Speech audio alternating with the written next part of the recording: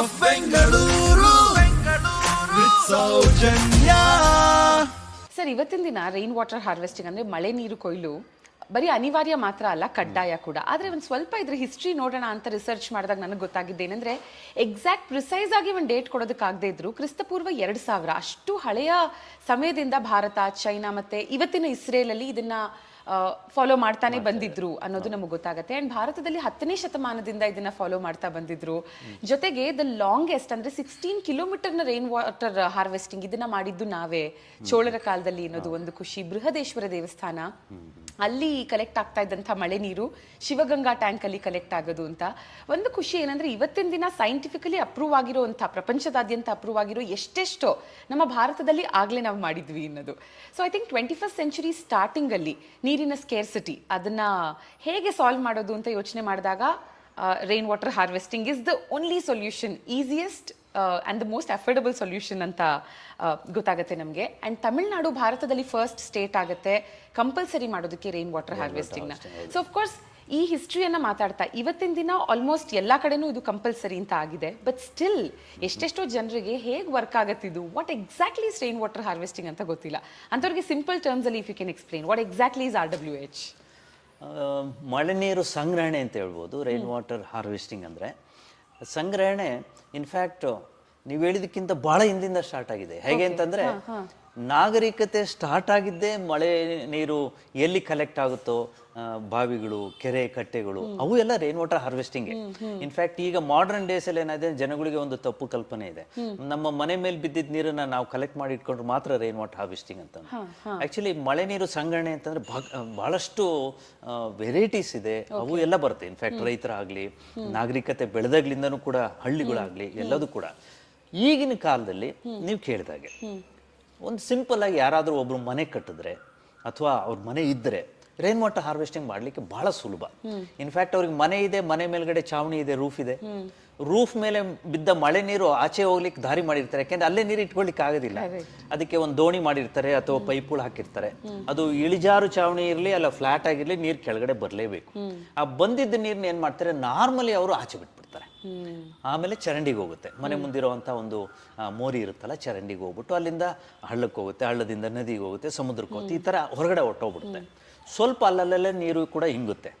ಅದ್ರ ಬದಲು ನಾವೇನು ಮಾಡ್ಬೋದು ಅಂತಂದರೆ, ಈಗಿನ ಪರಿಸ್ಥಿತಿನಲ್ಲಿ ನಾಗರಿಕತೆ ಜಾಸ್ತಿ ಆದಾಗೆ, ಹಳ್ಳಿಗಳಲ್ಲಿ ಮನೆಗಳು ಜಾಸ್ತಿ ಆದಾಗೆ, ನೀರಿನ ಬಳಕೆನೂ ಜಾಸ್ತಿ ಆಯಿತು, ಮತ್ತು ನೀರಿನ ಒಂದು ಕ್ವಾಲಿಟಿ ಅಂತ ಏನಿದೆ ಅದಕ್ಕೂ ಕೂಡ ಭಾಳಷ್ಟು ಒತ್ತಡ ಬಿದ್ದಿದೆ. ಇದೆಲ್ಲದಕ್ಕೂ ಕೂಡ ಒಂದು ಪರಿಹಾರ ಏನಪ್ಪ ಅಂತಂದರೆ, ಮಳೆ ನೀರು ಶುದ್ಧವಾಗಿರುತ್ತೆ. ಇನ್ಫ್ಯಾಕ್ಟ್ ಅದಕ್ಕಿಂತ ಶುದ್ಧ ನೀರು ನಿಮ್ಮ ಈ ಪ್ರಪಂಚದಲ್ಲಿ ಸಿಗೋದೇ ಇಲ್ಲ ನಿಮಗೆ. ಅಷ್ಟು ಶುದ್ಧವಾದ ನೀರು ನಮ್ಮನೆ ಮೇಲೆ ಬೀಳ್ಬೇಕಾದ್ರೆ ನಾವು ಅದನ್ನ ಯಾಕೆ ಹಿಡಿಬಾರ್ದು? ಅದನ್ನ ಹಿಡಿಯೋದು ಹೇಗಪ್ಪ ಅಂತಂದ್ರೆ, ಎಲ್ಲ ಪರಿಕರ ಇದೆ ನಿಮಗೆ. ಇರೋ ಮನೆ ಆದ್ರೆ ರೂಫ್ ಇದೆ, ಪೈಪಿಂದ ಆಚೆ ಬರುತ್ತೆ. ಆ ಪೈಪಿಂದ ಆಚೆ ಬಂದ ನೀರನ್ನ ನೀವು ನಿಮ್ಮ ಕೆಳಗಡೆ ಇರೋ ಒಂದು ಟ್ಯಾಂಕೋ ಅಥವಾ ಸಂಪಲ್ಲೋ ಕಲೆಕ್ಟ್ ಮಾಡಿ ಇಟ್ಕೋಬೇಕು. ಕಲೆಕ್ಟ್ ಮಾಡೋದಕ್ಕೆ ಮುಂಚೆ ಒಂದು ಎಚ್ಚರಿಕೆ ಏನಪ್ಪಾ ಅಂತಂದ್ರೆ, ನೀರು ಶುದ್ಧವಾಗಿರುತ್ತೆ ಮಳೆ ನೀರು, ಆದ್ರೆ ಏನಾಗುತ್ತೆ ಅಂದ್ರೆ ನಮ್ಮ ಚಾವಣಿ ಮೇಲೆ, ರೂಫ್ ಮೇಲ್ಗಡೆ ಧೂಳಿರುತ್ತೆ, ಅಕ್ಕಿ ಪಕ್ಷಿಗಳು ಮಲಮೂತ್ರ ಇರುತ್ತೆ, ಗಿಡ ಮರಗಳು, ಎಲೆಗಳು, ಇವೆಲ್ಲ ಅನ್ಡಿಸೈರಬಲ್ ಮ್ಯಾಟರ್. ಅದನ್ನು ತೆಗಿಬೇಕಾಗುತ್ತೆ. ಅದಕ್ಕೆ ಫಿಲ್ಟರ್ಸ್ ಸಿಗುತ್ತೆ, ನಾನಾ ಥರದ ಫಿಲ್ಟರ್ ಸಿಗುತ್ತೆ. ನಾನು ಕೂಡ ಒಂದು ಫಿಲ್ಟರ್ ನಾವು ಮನೆಯಲ್ಲಿ ಡಿಸೈನ್ ಮಾಡಿಬಿಟ್ಟು ಈಗ ಪೇಟೆಂಟ್ ಆಗಿ ಇಡೀ ಪ್ರಪಂಚದಲ್ಲಿ ಎಲ್ಲ ಕಡೆ ಸಿಗ್ತಾ ಇದೆ. ಅದು ಆ ಥರ ಯಾವುದಾದ್ರೂ ಒಂದು filter hockey, several makes and types ಇದೆ, ಅದನ್ನು ಒಂದು ಫಿಲ್ಟರ್ ಹಾಕಿದ್ರೆ ಏನಾಗುತ್ತೆ, ಅದು ಆ ಅನ್ಡಿಸೈರೇಬಲ್ ಮ್ಯಾಟರ್ ನಮ್ಗೆ ಏನೇನು ಬೇಡವೋ ಅದನ್ನೆಲ್ಲ ತೆಗೆದು ಶುದ್ಧವಾದ ನೀರನ್ನು ನಮ್ಮ ಟ್ಯಾಂಕಿಗೆ ಬಿಡುತ್ತೆ. ಆ ಟ್ಯಾಂಕನ್ನು ಉಪಯೋಗಿಸ್ಬೋದು. ಇದೇ ಮಳೆ ನೀರು ಸಂಗ್ರಹಣೆ. Okay okay, as simple as it sounds, but still ಸುಮಾರು ಜನ ಬೇಕಾ ಬೇಡವಾ ಅನ್ನೋ ಮನಸ್ಥಿತಿಲಿ ಇದ್ದಾಗ ಅಥವಾ ಕನ್ಫ್ಯೂಷನಲ್ಲಿ ಇದ್ದಾಗ ಗವರ್ಮೆಂಟ್ ಕಂಪಲ್ಸರಿ ಮಾಡಿದ್ದು ಒಂಥರ ಒಳ್ಳೇದಾಯಿತು, ರೈನ್ ವಾಟರ್ ಹಾರ್ವೆಸ್ಟಿಂಗ್ ಮಾಡಲೇಬೇಕು ಅಂತ. ಬಟ್ ಸ್ಟಿಲ್ ಸರ್, ಒಂದು ಕ್ವೆಶ್ಚನ್ ನನ್ನನ್ನು ಕಾಡ್ತಾ ಇರೋದು, ಲಾಸ್ಟ್ 1 year ಬೆಂಗಳೂರು ನಾವು ಯಾವತ್ತೂ ವಿಟ್ನೆಸ್ ಮಾಡಿಲ್ಲದೆ ಇರುವಂತಹ ಬಿಸಿಲನ್ನ ವಿಟ್ನೆಸ್ ಮಾಡಿದ್ವಿ. ಅಂಡ್ ಯೂಶಲಿ ನಿಮ್ಮದೇ ಒಂದು ಹಿಂದಿನ ಇಂಟರ್ವ್ಯೂನಲ್ಲಿ ನಾನು ನೋಡಿದ್ದೆ that usually 90 to 100 days of ಆ ಗ್ಯಾಪ್ ಇರುತ್ತೆ ಒಂದು ಮಳೆಗೂ ಮತ್ತೊಂದು ಮಳೆಗೂ, ದಟ್ ಇಸ್ ದ ಮ್ಯಾಕ್ಸಿಮಮ್ ಅಂತ. ಬಟ್ ಈ ಸಲ I think that extended almost 200 days so ನೀವು ವಾಟರ್ ಕನೆಕ್ಷನ್ ಕೂಡ ತಗೊಂಡಿರ್ಲಿಲ್ಲ, ಜಸ್ಟ್ 6 months ಬ್ಯಾಕ್ ತಗೊಂಡ್ರಿ ಅಂತ ಹೇಳಿದ್ರಿ. ಅದಕ್ಕೆ ಒಂದು ಕಾರಣ ಇದೆ, will come back to it. But then last 1 year ಹೇಗೆ ಸರ್ವೈವ್ ಆದ್ರಿ ಜಸ್ಟ್ ವಿತ್ ಮಳೆ ನೀರು? Because there was almost no rain water at all. ನಾವು 28 ವರ್ಷ ನಮಗೆ ಈ ತರ ತೊಂದರೆಗಳು ಜಾಸ್ತಿ ಆಗಿಲ್ಲ. ಕೆಲವು ಒಂದು ವಾರ ನೀರು ಕಡಿಮೆ ಆಗಿರೋದು, ಇಲ್ಲದೆ ಇದ್ರೆ ಬೇರೆ ಕಡೆಯಿಂದ ನೀರು ತಗೊಳೋದು, ಈ ತರ ಇತ್ತು. ನಮಗೆ ಗ್ರೌಂಡ್ ವಾಟರ್ ಮೇಲೂ ಕೂಡ ಡಿಪೆಂಡ್ ಆಗೋ ಪರಿಸ್ಥಿತಿ ಬರುತ್ತೆ, ಬಾವಿಗಳು ಏನಾದ್ರು ಮಾಡಿದ್ರು. ಆದರೆ ನಮ್ಮ ಮನೆಯಲ್ಲಿ ಏನು ಮಾಡಿದ್ವಿ ಅಂತಂದರೆ, ನಾವು ಸ್ಟೋರ್ಡ್ ವಾಟರ್ನ ಮಂತಿಂದ ಮಂತಿಗೆ, ಸೀಸನಿಂದ ಸೀಸನ್ಗೆ ಇಡೀ ವರ್ಷ ಬಳಸ್ತಾ ಬಂದ್ವಿ. ಈ ಕಳೆದ ವರ್ಷ ಮಾತ್ರ ಏನಾಯಿತು ಅಂತಂದರೆ, ನಮಗೆ 100 ವರ್ಷದಲ್ಲಿ ಆಗದೇ ಇರೋ ಅಂಥ ಒಂದು ವ್ಯತ್ಯಾಸ ಆಯಿತು. ಏನಪ್ಪ ಅಂತಂದರೆ, ಒಂದು ಒಳ್ಳೆ ಮಳೆ ಬಂದ ಮೇಲೆ ಮತ್ತೆ ಭಾಳಷ್ಟು ಗ್ಯಾಪ್ ಆಗೋಯ್ತು, ಮಳೆ ಬರಲೇ ಇಲ್ಲ. ಹಾಗಾಗಿ ನಮ್ಮಲ್ಲಿ ಸ್ಟೋರ್ಡ್ ವಾಟರ್ ಎಲ್ಲ ಫುಲ್ ಖಾಲಿ ಆದರೂ ಕೂಡ ನೀರು ಸಿಗ್ತಿರಲಿಲ್ಲ. ಹಾಗಾಗಿ ನಾವು ಪೈಪ್ಡ್ ವಾಟರ್ ಕನೆಕ್ಷನ್ ತೊಗೋಬೇಕಾಯ್ತು. ಮತ್ತು ಗ್ರೌಂಡ್ ವಾಟರ್ ನಾವು ಬೋರ್ವೆಲ್ ಉಪಯೋಗಿಸ್ತಾ ಇರಲಿಲ್ಲ, ಹಾಗಾಗಿ ನಾವು ಬೋರ್ವೆಲ್ಲಿಗೆ ಮೊರೆ ಹೋಗಲಿಲ್ಲ. ಈಗ ಪೈಪ್ಡ್ ವಾಟರ್ ಕನೆಕ್ಷನ್ ತೊಗೊಂಡ್ವಿ. ಕನೆಕ್ಷನ್ ತೊಗೊಂಡು ನಾವು ಒಂದು 4 months ಉಪಯೋಗಿಸಿದ್ವಿ. ಅಷ್ಟೊತ್ತಿಗೆ ಒಳ್ಳೆ ಮಳೆ ಈಗ ಬಂತು. ಬಂದ ತಕ್ಷಣ ನಮಗೆ ಆ ಟ್ಯಾಪ್ನ ಕ್ಲೋಸ್ ಮಾಡಿ, BWSSP ನೀರು ಬರ್ತಾ ಇತ್ತಲ್ಲ, ಆ ವ್ಯಾಲ್ ಕ್ಲೋಸ್ ಮಾಡಿ ಈಗ ಬ್ಯಾಕ್ ಟು ರೈನ್ ವಾಟರ್ಗೆ ನಾವು ಬಂದಿದ್ದೀವಿ. ಅಂಡ್ ಆಲ್ಸೋ ಅಡಲ್ಟ್ಸ್ ಇದ್ದಾಗ ಹೇಗೋ ನಾವು ಮ್ಯಾನೇಜ್ ಮಾಡ್ಬೋದು. ಸೊ ಸುಮಾ ಮೇಡಮ್ ಕೂಡ ಹೇಳ್ತಿದ್ರು, ನಿಮ್ಮ ಮನೇಲಿ ಒಬ್ಬ ಪುಟ್ಟ ಮಗು ಇರೋದ್ರಿಂದ ಇವಾಗ ಒಂದೊಂದ್ಸಲ ಈ ವಾಟರ್ ಸ್ಕೇರ್ಸಿಟಿ ಅಂತ ಆದಾಗ ದೊಡ್ಡೋರು ಅಡ್ಜಸ್ಟ್ ಮಾಡ್ಕೊಳ್ಳೋದಕ್ಕೂ ಮಗು ಅಡ್ಜಸ್ಟ್ ಮಾಡ್ಕೊಳ್ಳೋದಕ್ಕೂ there'll be a lot of difference. ಸ್ವಲ್ಪ ಕಾಂಪ್ರಮೈಸಸ್ ಮಾಡ್ಕೋಬೇಕಾಗತ್ತೆ. ಹಾಗಾಗಿ ಫೈನಲಿ ವಾಟರ್ ಕನೆಕ್ಷನ್ ತಗೊಂಡ್ರಿ. So how was the reaction ಅಥವಾ ರೆಸ್ಪಾನ್ಸ್? ಬಿಕಾಸ್ ಇಷ್ಟು ವರ್ಷದಿಂದ ನೀವು ಕನೆಕ್ಷನ್ ತಗೊಂಡಿರ್ಲಿಲ್ಲ.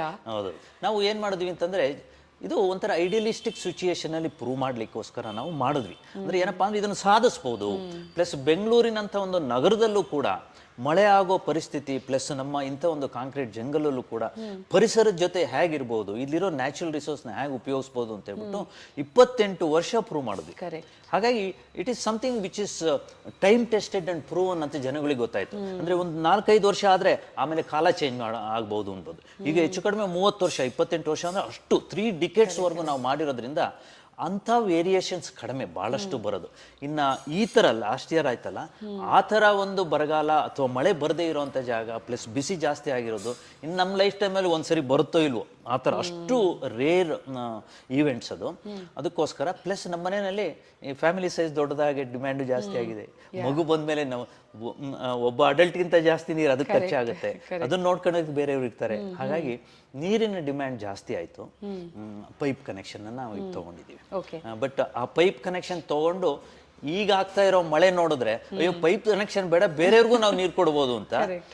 ನೀವು ಹೇಗೆ ಹೇಳೋದು ಅಂದರೆ, ಕಳೆದ 15 ದಿವಸದಲ್ಲಿ ಆಗಿರೋ ಮಳೆ ನಮ್ಮ ಮನೆಯಲ್ಲಿರೋ 45,000 ಲೀಟರ್ ಟ್ಯಾಂಕ್ಗಳು ಎಲ್ಲ ತುಂಬಿ ಓವರ್ಫ್ಲೋ ಆಗಿದೆ. ನಾವು ಪಂಪ್ ಮಾಡಿ ಆಚೆ ಬಿಡುವಷ್ಟು ನೀರು ಜಾಸ್ತಿ ಆಗಿದೆ, ಅಷ್ಟು ಮಳೆ ಆಗಿದೆ. ಒಂದೇ ದಿವಸ 111 ಮಿಲಿಮೀಟರ್ ಮಳೆ ಆಗಿ ಇಟ್ಸ್ ಆಲ್ಮೋಸ್ಟ್ ಲೈಕ್ ಕ್ಲೌಡ್ ಬರಸ್ಟ್, ಅಷ್ಟು ನೀರು ಬಂದಿದೆ. Okay okay okay. So also ಏನಂದ್ರೆ, ಬರೀ ರೈನ್ ವಾಟರ್ ಹಾರ್ವೆಸ್ಟಿಂಗ್ ಮಾತ್ರ ಅಲ್ದಿರ ನಿಮ್ಮ ಇಡೀ ಮನೆನೇ ತುಂಬಾ ಈಕೋ ಫ್ರೆಂಡ್ಲಿ ಆಗಿದೆ. ಒಂದಷ್ಟು ಪಾಯಿಂಟ್ಸ್ಗಳು ನಾನು ಸ್ಟಾರ್ಟಿಂಗ್ ಅಲ್ಲೇ ಮೆನ್ಷನ್ ಮಾಡಿದೆ. ದಟ್ ನಿಮ್ಮ ಮನೆಯ ಒಳಗಿನ ತಾಪಮಾನ ಹೊರಗಡೆಗಿಂತ ಒಂದು 4ರಿಂದ 5 ಡಿಗ್ರಿ ಎಷ್ಟು ಕಡಿಮೆ ಇರುತ್ತೆ. ಅಂಡ್ ನಿಮ್ಮ ಮನೆಯ ಸುತ್ತಲಿನ ನಾವು ಹಕ್ಕಿ ಪಕ್ಷಿಗಳನ್ನ ನೋಡಬಹುದು, ಬಟರ್ಫ್ಲೈ ನೋಡಬಹುದು, ಸಾಕಷ್ಟು ಮೀನುಗಳನ್ನ ಸಾಕೊಂಡಿದ್ದೀರಾ, ಆಮೆ ನೋಡಬಹುದು, ವಾಟರ್ ಬಾಡೀಸ್ ನೋಡಬಹುದು. ಅಂಡ್ ಮನೆಯೊಳಗೆ ನ್ಯಾಚುರಲ್ ಲೈಟಿಂಗ್ ಬರುವಂತ ರೀತಿ ಇರಬಹುದು, ಸೋಲಾರ್ ಎನರ್ಜಿನ ನೀವು ಬಳಸ್ತಿರುವಂತ ರೀತಿ ಇರ್ಬೋದು. ಸೊ ಏನೇನೆಲ್ಲ ಮಾಡಿದೀರಾ which we actually don't know and which is very effective.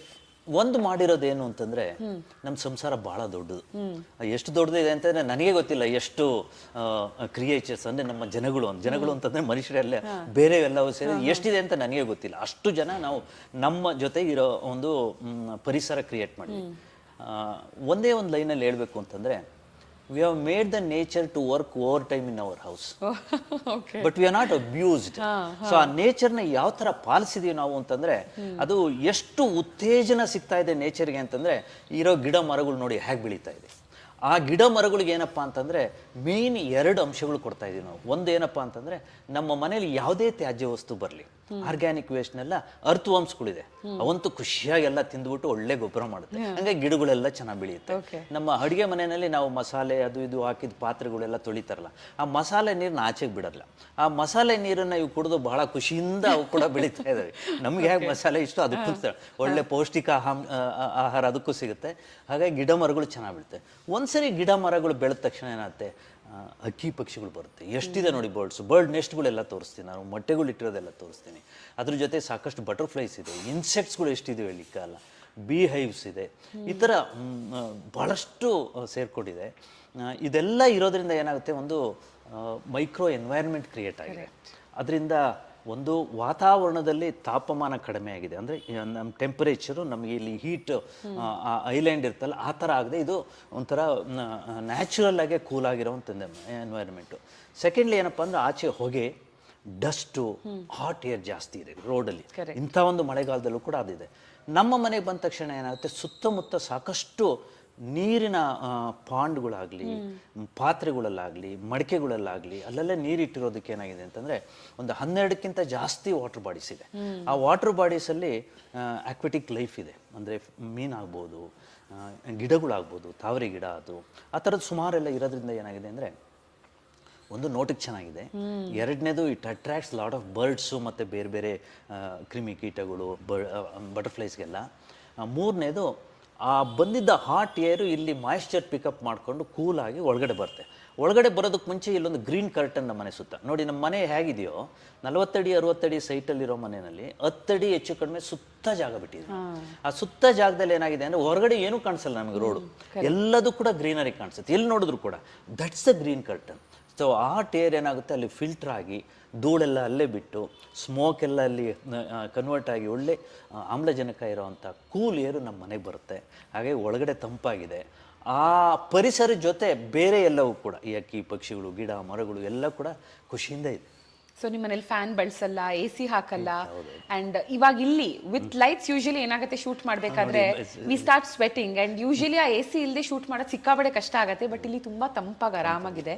And as you mentioned green curtain, ಕಿಟಕಿಗಳಿಗೆ ಇವ್ರು ಕರ್ಟನ್ ಹಾಕಿಲ್ಲ, ಬಟ್ ನೇಚರೇ ಕರ್ಟನ್ ಆಗಿ ಕೆಲಸ ಮಾಡ್ತಾ ಇದೆ ಇಲ್ಲಿ. ಸರ್ ಏನಂದ್ರೆ ನಿಮ್ಮನ್ನ ನೋಡಿ ಸಾಕಷ್ಟು ಜನ ಇನ್ಸ್ಪೈರ್ ಆಗಿದ್ದಾರೆ, ಬರ್ತಾರೆ, ನಿಮ್ಮನ್ನ ಕೇಳ್ತಾರೆ ಸರ್ ಹೇಗೆ ಮಾಡಬೇಕು, ನನಗೂ ತುಂಬಾ ಇಷ್ಟ, ಮಾಡ್ತೀನಿ. ಬಟ್ ಏನಾಗುತ್ತೆ ಕೆಲವೊಂದ್ಸಲ ಅದು ಅಷ್ಟಕ್ಕೆ ಸೀಮಿತ ಆಗಿರುತ್ತೆ. ಅಲ್ಲಿಂದ ಮುಂದಕ್ಕೆ ಹೋದಾಗ I think that needs that ಒಂದು ಎಕ್ಸ್ಟ್ರಾ ಪುಷ್ ಬೇಕು ಜನರಿಗೆ. ಬಿಕಾಸ್ ಒಬ್ಬರಿಂದ ಇದು ಮಾಡೋಕ್ಕಾಗಲ್ಲ, ಒಂದು ಎಂಟೈರ್ ಫ್ಯಾಮಿಲಿ ಸಪೋರ್ಟ್ ಮಾಡಬೇಕಾಗತ್ತೆ. ಎಷ್ಟು ಜನ ನಿಮ್ಮಲ್ಲಿ ಬಂದು ಕೇಳ್ತಾರೆ ಸರ್ ಇದನ್ನೆಲ್ಲ ನಾ ಫಾಲೋ ಮಾಡಬೇಕು ಅಂತ, ಆ್ಯಂಡ್ ಎಷ್ಟು ಕನ್ವರ್ಟ್ ಆಗುತ್ತೆ ಟು ದೆಮ್ ಫಾಲೋವಿಂಗ್ ಇಟ್? ಕಳೆದ 28 ವರ್ಷದಲ್ಲಿ ಬಹಳಷ್ಟು ಜನ ಬಂದಿದ್ದಾರೆ. ಅದು ಎಷ್ಟು ಲಕ್ಷನೇ ಇರ್ಬೋದು. ಅಂದರೆ ಮನೆಗೆ ಬರದೇ ಇದ್ರು ಏನಾಗಿದೆ, ಬೇರೆ ಬೇರೆ ಮೀಡಿಯಾದಲ್ಲಿ ಬೇರೆ ಬೇರೆ ನಮ್ಮ ಚಾನಲ್ಸ್ಗಳಿದೆ. ಚಾನಲ್ಸ್ ಅಂತಂದರೆ ಟ್ರೈನಿಂಗ್ ಪ್ರೋಗ್ರಾಮ್ಸ್ ಇದೆ, ಗೌರ್ಮೆಂಟ್ ಆ್ಯಕ್ಟಿವಿಟೀಸು. ನಾನು ಫಸ್ಟ್ ಮಾಡಿದ್ದೇನಪ್ಪ ಅಂತಂದರೆ ಇಲ್ಲಿ ಮನೆಯಲ್ಲಿ ಹೇಳೋದಕ್ಕಿಂತ ಇದಕ್ಕಿಂತ ಸ್ವಲ್ಪ ಜಾಸ್ತಿ ಹೇಳೋದು. ಉದಾಹರಣೆಗಳು ಕೊಡ್ಲಿಕ್ಕೋಸ್ಕರ rain water harvesting theme park ಅಂತ ಮಾಡಿದ್ವಿ.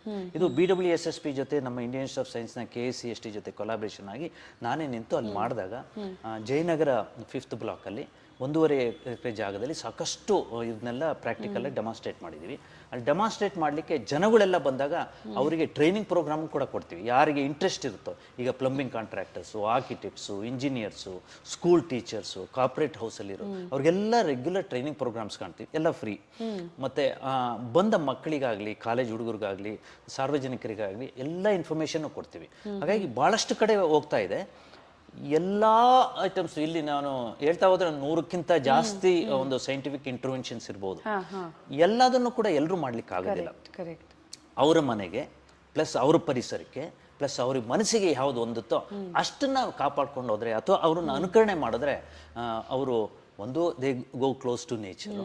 ಎರಡನೇದು ಅವರು ಕೂಡ ದುಡ್ಡಾಗಲಿ ಪ್ಲಸ್ಸು ಎನ್ವೈರ್ಮೆಂಟ್ ಕನ್ಸರ್ವೇಷನ್ ಆಗಲಿ ಉಳಿಯುತ್ತೆ ಅವ್ರಿಗೆ. ಮೂರನೇದು ಒಂದು ಸ್ಯಾಟಿಸ್ಫ್ಯಾಕ್ಷನ್ ಇರುತ್ತೆ ಅವ್ರಿಗೆ. ನಾನು ಕೂಡ ಒಂದು ಪರಿಸರದಲ್ಲಿ ಭಾಗವಹಿಸಿ ನೇಚರ್ ಕನ್ಸರ್ವೇಷನ್ ಮಾಡ್ತಾ ಇದ್ದೀನಿ ಅಂತ ಹೇಳ್ಕೊಂಡು ಅವ್ರಿಗೆ ಖುಷಿ ಆಗುತ್ತೆ. ಕರೆಕ್ಟ್. ಸೊ ನೀವು ಹೇಳಿದ್ರಿ 40-60 ಮನೆ. 40-60 ಅನ್ನೋದು ಎಲ್ಲರಿಗೂ ಒಂದು ಡ್ರೀಮ್ ಸೈಟ್ ಆಗಿರುತ್ತೆ ಡೆಫಿನೆಟ್ಲಿ. ಅಟ್ಲೀಸ್ಟ್ ಅಷ್ಟಿದ್ರೆ ನಾವು ಮನೆ ಸುತ್ತಲೂ ಸ್ವಲ್ಪ ಜಾಗ ಬಿಡಬಹುದು ಅಂತ. ಬಟ್ ಇವತ್ತಿನ ದಿನ most of them including us 30-40 ಸೈಟಲ್ಲಿ ಮನೆ ಕಟ್ಕೊಂಡಿರ್ತೀವಿ. ಮನೆ 3 ಕಡೆ ಬಿಲ್ಡಿಂಗ್ಸ್ಗಳಿರುತ್ತವೆ ಅಂಡ್ ಕಾಂಪ್ಯಾಕ್ಟ್ ಆಗಿರುತ್ತವೆ, ಇಲ್ಲ ಅಪಾರ್ಟ್ಮೆಂಟ್ಸ್ಗಳಲ್ಲಿ ಇರ್ತಾರೆ ಜನ. ಅಂಥವ್ರು ಫಾಲೋ ಮಾಡಬೇಕು ಅಂತ ಮನಸ್ಸಿರೋರು top 5 things which they can actually follow and get close to nature ಅಂದ್ರೆ ಯಾವ್ಯಾವ್ದು? ಒಂದು, ನಮ್ಮ ಮನೆ 40-60 ಇರ್ಬೋದು, ಬಟ್ ನಾವು ಕಟ್ಟಿರೋ 30-40ಗಿಂತ ಕಡಿಮೆ ಇದೆ. ಹಾಗಾಗಿ ಮಧ್ಯದಲ್ಲಿ ಕಟ್ಟಿದೀವಿ. ಇಷ್ಟಲ್ಲಿ ಬರೆಯೋ ನೀರೇ ಒಂದು ಸಂಸಾರಕ್ಕೆ ಹೆಚ್ಚು ಕಡಿಮೆ ಸಾಕಾಗುತ್ತೆ. ಬಟ್ ಕೆಲವೊಂದು ವಿಷಯಗಳನ್ನ ಆಮೇಲೆ ಹೇಳ್ತೀನಿ ನಾನು. ಒಂದು ವಿಷಯ ಜ್ಞಾಪಕ ಇಟ್ಕೊಳ್ಳಿ, ಇಷ್ಟು ನೀರು ಜಾಸ್ತಿ ಇದೆ ಅಂತ ನಾವು ನೀರು ಯಥೇಚ್ಛವಾಗಿ ಬಳಸೋದಿಲ್ಲ. ಅಷ್ಟು ಸುಲಭವಾಗಿ ಯಾವುದೇ ಒಂದು ದುಡ್ಡು ಕೊಡದೆ, ಫೀಸ್ ಕೊಡದೆ, ಒಂದು ಬಿಲ್ ಕಟ್ಟದೆ ನೀರು ಸ್ವಾಭಾವಿಕವಾಗಿ ಸಿಕ್ಕರೂ ಕೂಡ ನಮ್ಮ ಮನಸ್ಸಲ್ಲಿದೆ. ಎಲ್ಲರೂ ನಮ್ಮ ಫ್ಯಾಮಿಲಿ ಎಲ್ಲ ಮೆಂಬರ್ಸು ಕೂಡ ನೀರನ್ನು ಕನ್ಸರ್ವ್ ಮಾಡಿಸ್ಬೇಕು, ಉಳಿಸ್ಬೇಕು, ಅದಕ್ಕೆ ಮಾದರಿ ಆಗಬೇಕು ಅಂತ. ಹಾಗಾಗಿ ಏನು ಮಾಡ್ತೀವಿ, ಕಡಿಮೆ ನೀರು ಉಪಯೋಗಿಸ್ತೀವಿ. ಉಪಯೋಗಿಸಿದ ನೀರನ್ನ ಮರುಬಳಕೆ ಮಾಡ್ತಾ ಇದೀವಿ. ಅದು ಬಹಳ ಇಂಪಾರ್ಟೆಂಟ್. ಯಾಕೆಂತಂದ್ರೆ ಉಪಯೋಗಿಸಿದ ನೀರು ಆಚೆ ಬಿಟ್ಟ ತಕ್ಷಣ ಅದು ಮತ್ತೆ ಮೊಳಕೆ ಬರೋದಿಲ್ಲ ಇಲ್ಲಿ ತಕ್ಷಣದಲ್ಲಿ. ಅದಕ್ಕೋಸ್ಕರ ದೂರದಿಂದ ನೀರು ತರೋದು ಬೇಡ ಅಂತ ಹೇಳಿ ಒಂದು ಮಾದರಿ ಆಗಬೇಕು ಅಂತ ನಮ್ಮ ವಾಷಿಂಗ್ ಮಿಷಿನಲ್ಲಿ ಬಂದ ನೀರನ್ನು ನಾವೇನು ಮಾಡ್ತೀವಿ, ಟಾಯ್ಲೆಟ್ ಫ್ಲಶ್ಗೆ ಬಳಸ್ತೀವಿ. ಅದಕ್ಕೊಂದು ವ್ಯವಸ್ಥೆ ಮಾಡಿದ್ವಿ.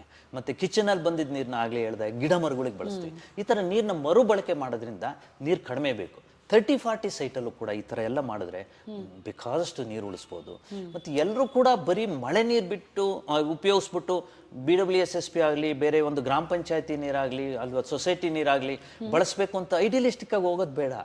ಅದ್ರ ಮೇಲೆ ಇರೋ ಈ ಕನ್ವೆನ್ಷನಲ್ ಸಪ್ಲೈ ಮತ್ತು ಸರ್ವಿಸ್ ಪ್ರೊವೈಡರ್ ಮೇಲಿರುವಂಥ ಒಂದು ಹೊರೆನ ಸ್ವಲ್ಪ ಕಡಿಮೆ ಮಾಡೋಣ. ಕಡಿಮೆ ಮಾಡಿದಾಗ ಏನಾಗುತ್ತೆ, ಈಗ 1 ಲಕ್ಷ ಮನೆಗೆ ನೀವು ನೀರು ಕೊಡ್ತಾ ಇದ್ರೆ 1.5 ಲಕ್ಷ ಮನೆಗಳಿಗೆ ನೀರು ಕೊಡೋ ಹಾಗೆ ಆಗಬೇಕು. ಅದಕ್ಕೆ ಇದೇ ಜನಗಳು ಇದೇ ಮನೆಗಳಲ್ಲಿ ನಾವು ಕನ್ಸರ್ವೇಷನ್ ಮಾಡಿದ್ರೆ ಮತ್ತೆ ಈ ತರ ಪ್ರಾಕ್ಟೀಸ್ ಮಾಡಿದ್ರೆ 40-60 ಸೈಟ್ ಒಂದೇ ಅಲ್ಲ, 30-40, 30-30, 20-20 ಸೈಟಲ್ಲೂ ಕೂಡ ನೀವು ಹೇಳಿಬೇಕಾದ್ರೆ ನಾವು ಬಂದು ಮಳೆ ನೀರು ಸಂಗ್ರಹಣೆ ಹೇಗೆ ಮಾಡೋದು ಅಂತ ಹೇಳಿಸ್ಕೊಡ್ತೀವಿ, ಮಾಡ್ಬೋದು.